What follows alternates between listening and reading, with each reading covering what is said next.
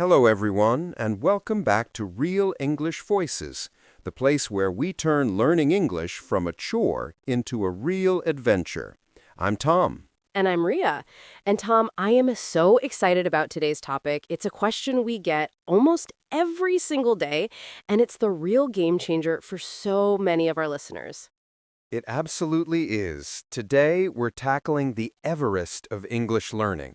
We're talking about how to think in English, that moment when the translation mechanism in your brain finally switches off and you're just in the language. Exactly, because right now, for many people, the process is hear English, translate to their native language, form a reply in their native language, translate it back to English, and then speak it. It's exhausting, right? And it makes you sound hesitant. We want to bypass all of that. We want instant English. Instant English. I love that. So let's dive right into it, Ria. From your perspective, what is the very first, most fundamental shift a learner needs to make to even begin thinking in English? Where do we start? We start with labeling the world around you. It sounds so simple, but it's powerful. Look, most people start by translating abstract concepts. I say, stop. Start with the concrete. You're sitting at your desk right now. What do you see? I see a microphone, a notebook, a pen, a window, a cup of coffee. Exactly. Every object you interact with in your day needs to have its English name plastered all over it in your brain. When you look at your coffee cup, your brain should go cup, not the word for cup in your native language. Start with your bedroom, then your kitchen, then your commute. It's an immersion technique that doesn't require moving to London. You're creating an English bubble in your own mind. That's brilliant. It's essentially training the subconscious to associate the object directly with the English word. It's about building those direct neural pathways. And I think a huge part of this is accepting that it's going to feel awkward at first. Oh my goodness, yes. The awkwardness is the signal that you are making progress. It's like when you start a new exercise routine. Your muscles are sore because they're growing.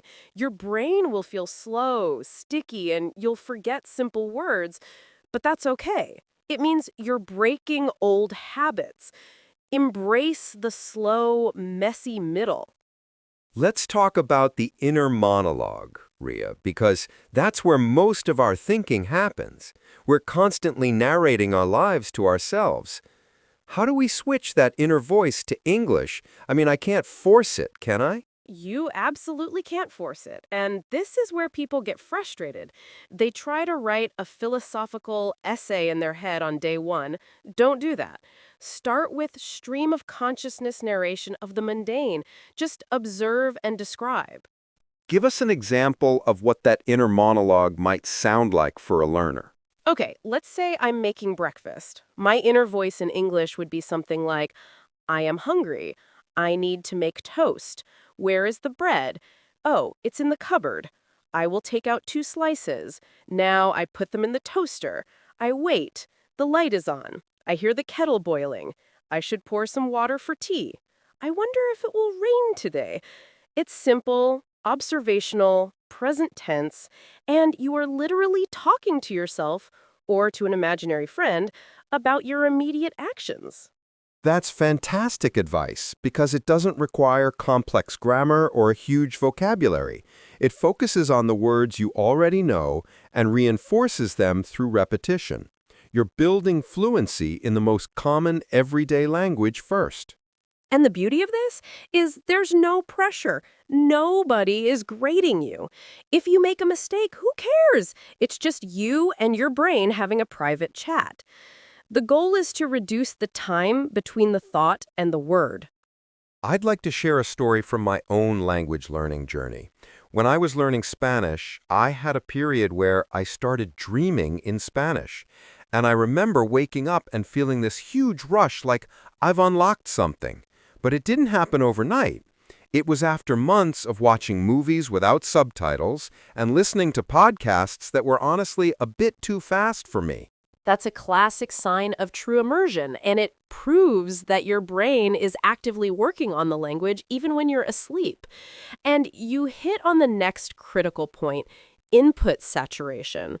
Tell us more about input saturation, Ria. It means surrounding yourself with so much English that your brain has no choice but to start processing it as English, not as a code to be translated. This means music, YouTube, movies, podcasts like ours. But here's the key.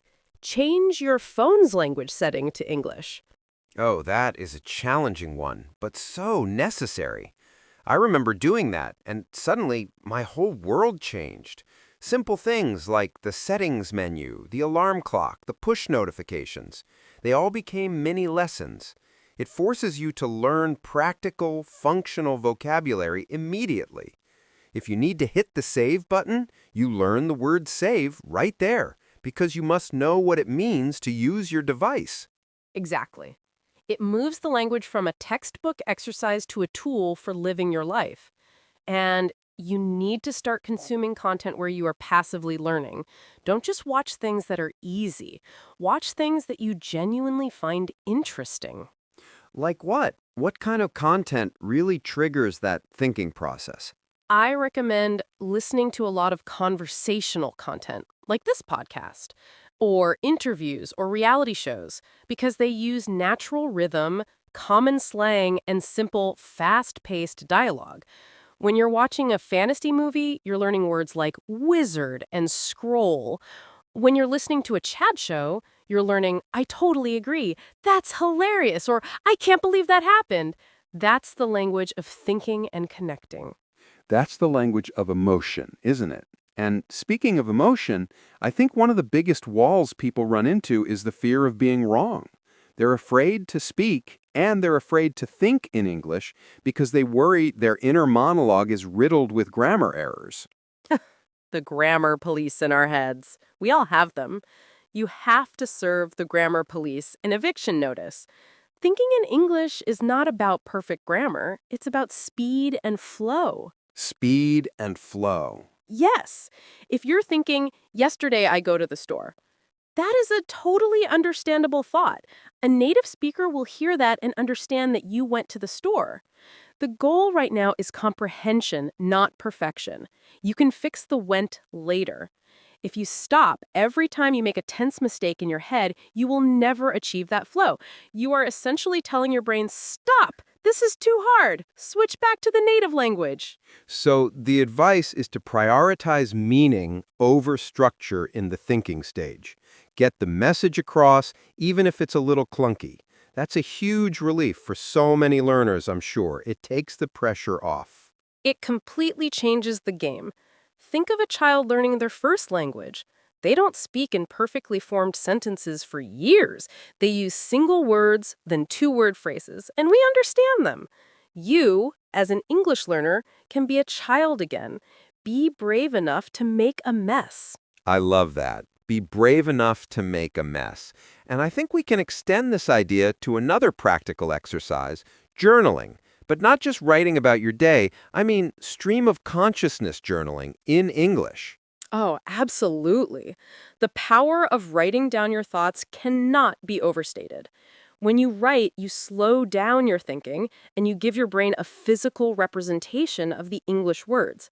If your inner monologue is too fast, writing it out forces it to slow down to the speed of your hand, and it allows you to see the gaps. And you're actually creating a feedback loop. You think a sentence, you write it, you see the word go instead of went, and because you wrote it, it stands out more than a fleeting thought. The correction is more likely to stick next time. Exactly. And don't worry about the handwriting. Don't worry about the red ink. Just write for 5 minutes every morning or evening. No breaks. No looking up words.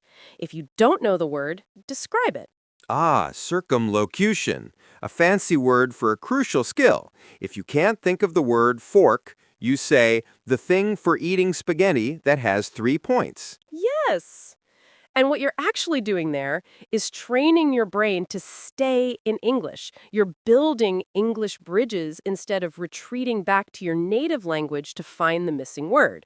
That is a foundational skill for fluency. Fluency is not about knowing all the words. It's about having the ability to talk your way around the words you don't know. That is such an important distinction, Ria. Fluency is resilience in the face of a missing word. It is. And let's address the emotional side of thinking in a new language. Have you noticed how your personality sometimes changes when you speak English versus your native language? Oh, definitely. I feel like I'm a little bit more direct in English, maybe a bit more formal, and sometimes, ironically, more confident because I'm focused purely on the communication, not on the cultural baggage of my native tongue. That's a very common experience. You're shedding some of the old you, the one who was maybe a bit shy in your native language, and you're creating a slightly new version of yourself. When you start thinking in English, you are integrating that new English-speaking personality into your core self. It's an act of identity creation, and it can feel incredibly powerful. It's like getting a new superpower. And to help with that power, let's talk about the final, most advanced step in thinking in English, the reaction. A reaction? Tell us what you mean, Tom. When you watch a comedy show and something is funny, does your brain laugh in English? Or does it translate the joke, laugh in your native language, and then mentally say, that was funny in your native language? The goal is to get your involuntary reactions to be in English. Aha!